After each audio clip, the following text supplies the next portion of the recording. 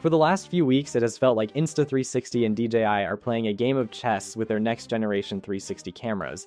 Insta360 reveals something about the X6, DJI responds with the Osmo 360 II, DJI opens pre-orders, Insta360 lets creators show a little more footage, and now we're only days away from the X6 becoming completely official. But the interesting thing is that even though DJI technically moved first and has already opened pre-orders in China, I don't think this battle is anywhere close to decided. In fact, depending on where you live, the Insta360 X6 might actually be the more important camera of the two. Let's start with DJI because things moved very quickly there. DJI has already opened pre-orders for the Osmo 360 II in China, and they even created a pretty aggressive early buyer incentive. Customers who reserved the camera during the initial promotional window were offered 1 year of DJI Care, essentially rewarding people willing to commit immediately. That tells you DJI isn't treating this like a minor refresh. They clearly want existing Osmo 360 users and probably people waiting for the X6 to make their decision before Insta360 reveals everything on August 12. What's funny though is that despite opening reservations, DJI hasn't really flooded creators with the camera. We aren't seeing dozens of detailed reviews and sponsored first impressions everywhere yet. But somehow, as usually happens with DJI products, Igor Bogdanov managed to get his hands on one and uploaded an early unboxing. And from a packaging perspective, there isn't anything revolutionary happening. The overall experience appears very familiar to what DJI offered with the previous generation. You get the camera and the expected accessories depending on the package. And DJI isn't trying to reinvent the unboxing experience, but honestly, that's probably the least important part of this camera anyway. The bigger story will be what has changed inside it. From the leaks we've followed over the past several weeks, the Osmo 360 II appears to be much more of a refinement than a complete redesign. We've seen evidence of a larger battery, changes around the lens assembly, and strong indications that replaceable lenses are finally becoming part of the system. And if DJI really delivers 8K 60, 10-bit recording, and user-replaceable lenses, this becomes an extremely serious second-generation camera. Replaceable lenses in particular are something I'm glad both companies appear to be taking seriously. If you've owned a 360 camera before, you already know why. Those two huge fisheye lenses are basically begging to get scratched. You can be incredibly careful and still eventually hit a wall, a branch, the ground, or something inside your camera bag. On a normal action camera, replacing a lens protector is easy. On older 360 cameras, damaging the lens could turn into a very expensive problem. So if both DJI and Insta360 make lens replacement easier this generation, that's one of those upgrades that isn't exciting on a specification sheet but could matter enormously over 2 or 3 years of ownership. Now let's switch over to Insta360 because I actually think what's happening there is more interesting. The official X6 announcement is scheduled for August 12, but Insta360 is slowly loosening the leash before launch. Some creators already have the camera, and we're beginning to see small pieces of footage recorded with it. They're allowed to physically show the X6 and share a limited number of clips, but they're clearly not allowed to sit down and tell us everything about the specifications or give a complete review yet. And that's actually a very smart marketing strategy. Instead of dropping everything on one day, Insta360 has been feeding us information gradually. A teaser appears on one social platform, another clip appears somewhere else, creators show a couple of samples, and then another official teaser reveals something new. I mentioned this in my previous video, Insta360 seemed to be preparing an entire sequence of teasers leading into August 12, and that's basically what we're watching happen now. The result is that even though DJI has already opened reservations, people are still talking about the X6, and we already know enough about this camera to understand why. The biggest upgrade appears to be what Insta360 calls its 1-inch imaging system. It's important to explain this correctly because the marketing terminology can be confusing. We're not talking about two conventional 1-inch 4.3 camera sensors squeezed into this tiny body. The X6 is expected to use the same general concept that has become increasingly important in modern 360 cameras, a large square sensor architecture designed specifically around capturing the circular image produced by these ultra-wide lenses. That matters because traditional rectangular sensors aren't necessarily the most efficient shape for a 360 camera. A square sensor can use its imaging area more effectively for the circular fisheye image, which is why manufacturers can talk about 1-inch equivalent imaging performance without physically putting the exact same sensor you'd find in a conventional 1-inch compact camera inside the device. And whatever you think about the marketing terminology, The important part for us is the result: more usable sensor area and more light. Low light has always been one of the biggest weaknesses of consumer 360 cameras. Give them a sunny afternoon and they can produce footage that looks incredible. Take that same camera into a city at night, a restaurant, a forest near sunset, or even a badly lit room, and suddenly you start seeing noise, lost detail, and aggressive processing. That's why I'm probably more interested in the combination of the new imaging hardware and PureVideo than I am in another resolution increase. PureVideo has already been highlighted in the leaked X6 packaging, and we've now started seeing some early footage from creators. I'm deliberately not going to make any huge claims based on a couple of controlled clips because we need proper side-by-side testing. But if Insta360 can combine larger, effective imaging hardware with genuinely better computational, low-light processing, that could be a much more meaningful upgrade than simply moving from 8K 30 to a higher frame rate. Then we have the new AI Pro chip. Again, I don't want to repeat marketing language and pretend that putting AI in front of something automatically makes it better. What matters is what that processor actually does. A 360 camera is heavily dependent on computation. Two images have to be processed, stabilized, stitched together, and corrected continuously.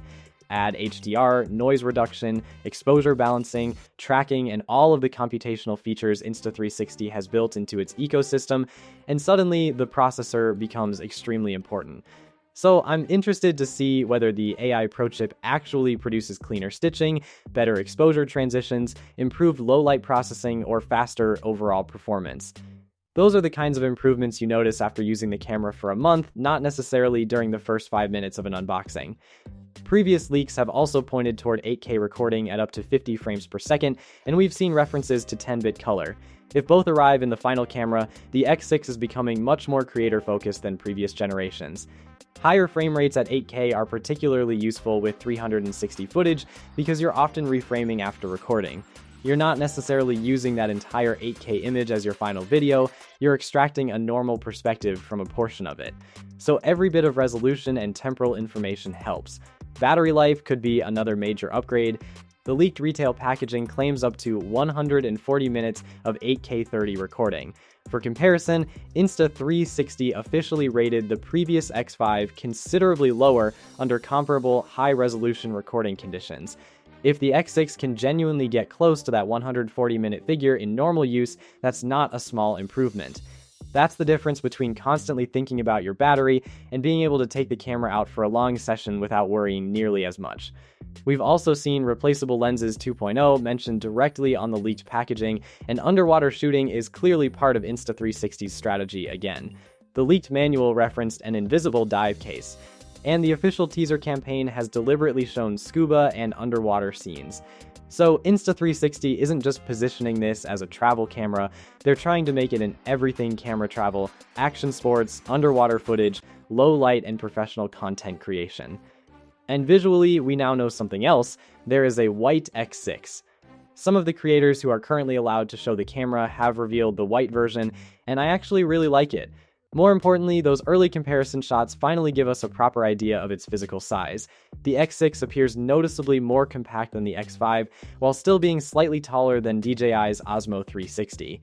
So despite adding new hardware, Insta360 seems to have managed to shrink the overall design compared with its previous generation. But this is where I want to add some caution. These aren't reviews yet. The creators showing the X6 right now are operating under an embargo. They can show certain things and they can't show others. That's completely normal for a product launch, but it means we shouldn't take two beautiful sample clips and immediately conclude that the X6 has the best image quality ever. We haven't properly tested overheating, we haven't properly tested battery life, we haven't compared stitching in difficult conditions, we haven't compared low light directly against DJI, and we certainly haven't seen enough to know whether upgrading from an X5 makes financial sense. August 12 is when that conversation really begins. Insta360 has officially set that date for the X6, and current reporting points to orders opening around the announcement. That's when I expect the restrictions to disappear, and we'll finally start seeing the detailed comparisons everyone actually wants. And then there's the United States, which could completely change this competition. Insta360 has a very straightforward advantage here. The X6 is being prepared as a global product, and there are already signs of US retail availability ahead of launch. For an American buyer, that means the normal buying experience, official availability, normal retailer protections, and a product actually being marketed to you. DJI's situation is considerably more complicated because of the current FCC restrictions. We've already seen what those restrictions have done to other recent DJI launches in the United States.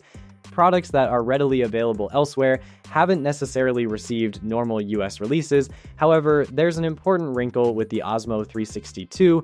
Reporting around its certification suggests it may have received an FCC grant before the December 2025 cutoff. That potentially puts this camera in a different position from products such as the Pocket 4 and Pocket 4P. So until DJI confirms its US plans, I would not tell American viewers that the Osmo 360 II definitely isn't coming. But even that uncertainty helps Insta360.